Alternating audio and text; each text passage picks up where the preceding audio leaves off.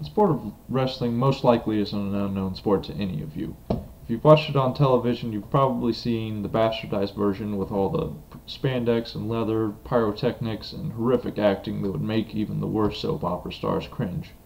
This is called professional wrestling, though which part of it can be considered professional is not clear to me. Let's drop the act of that sport and talk about the real sport of wrestling, or amateur wrestling. Wrestling is the ultimate test of physical ability and strategy. The objective of wrestling is to simply pin your opponent to the mat.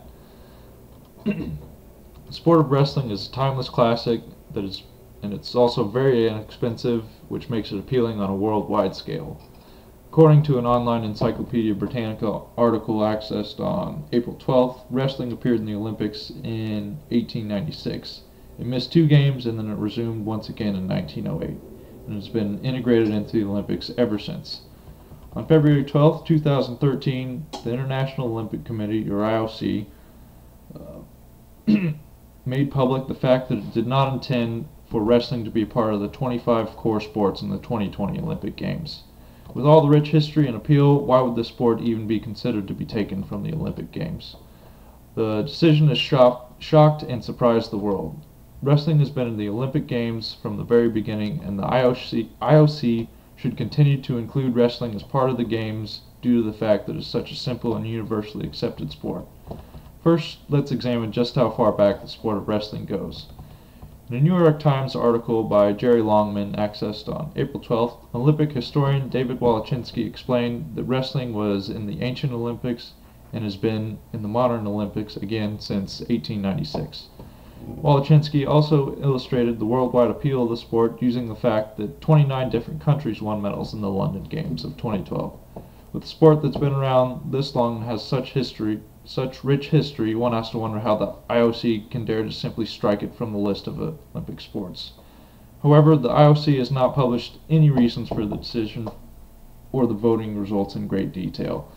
According to a press release by the the International Olympic Committee's website, olympic.org, accessed on April 12th, the sport of wrestling joins a list of 7 other sports vying for the 26th spot in the 2020 Olympics.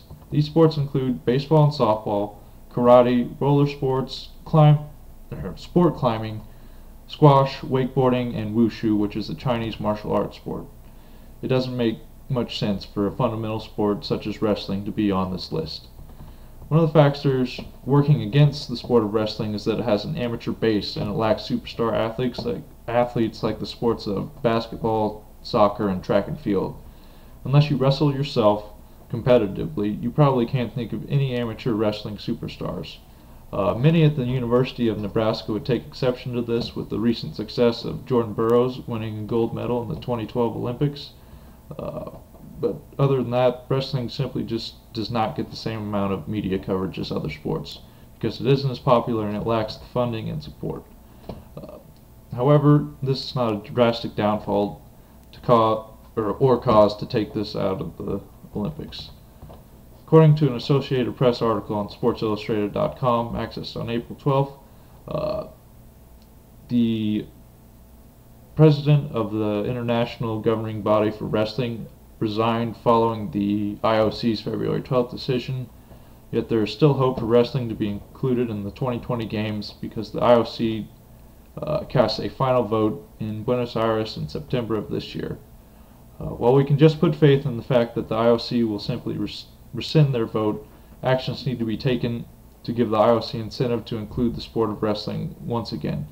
The easiest way to do that is by making the sport more marketable. The recent article by Luke Meredith on SportsIllustrated.com, accessed on April 12th, explores the recent partnering of the newly founded Committee to Preserve Olympic Wrestling with the Ultimate Fighting Championship promoters, or UFC. This partnering with the UFC promotion giant should give the CPOW a huge push in its battle to preserve wrestling as an Olympic sport. It's a shame that such a demanding sport with so many incredible athletes has to resort to these matters just to keep its head above water. Now let's examine the sport that beat out wrestling in the IOC's vote: modern pentathlon. An article by the AP on CBSNews.com, accessed on April 12th, explains that the modern pentathlon consists of fencing, horse riding, swimming, running, and shooting. The modern pentathlon first appeared in the Olympics in 1912. Personally, I've never seen this event televised during the Summer Olympics, possibly because it just doesn't have any popularity in the United States. But 3 of the events in the pentathlon are very expensive, and those would be fencing, horse riding, and shooting. This doesn't exactly make the sport universally appealing and easily accessible to anybody. The fact that this sport is still in the Olympics is possibly due to the lobbying done by the sport's governing body, UIPM, something that wrestling simply has failed to do. The UIPM president, Klaus Schormann, issued a statement that is seemingly more applicable to wrestling than it is to his own sport. And he said that the Olympic movement always needs history. And what sport has more history than wrestling?